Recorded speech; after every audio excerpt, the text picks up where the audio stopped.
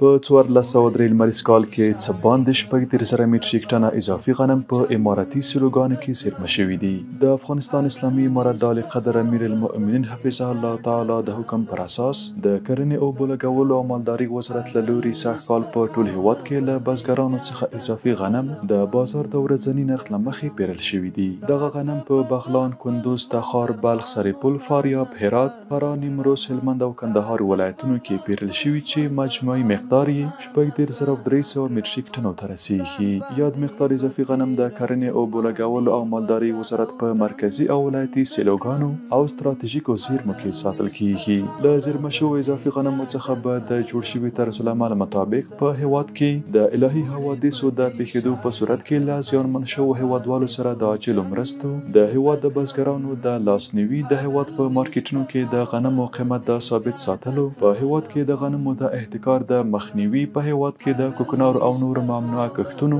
د مخنیوي په خاطر د غنمو کښت د ترویج او د اړتیا په صورت کې د هیواد د نظامي او ملکي منصوبینو او کارمندانو ته د ډوډۍ تهیه کولو په موخه استفاده کیږي. د افغانستان اسلامي امارت هڅه کوي چې د نورو سکتورونو ترڅنګ هیواد د غنمو سکتور کې هم ځان بسیاینې ته ورسوي. په همدې موخه یې پر بزګرانو زرګونه ټنه اصلاح شوي تخمونه او کیمیاوي سرې ویشلي دي او هڅه کوي چې پر شاړو ځمکو د غنمو کښت زیات کړي. د یادونې وړ ده چې افغانستان په کلني ډول 6 میلیون میټریک ټنه غنمو ته اړتیا لري چې اوس مهال 4 میلیون میټریک ټنه په هیواد کې دننه تولیدېږي.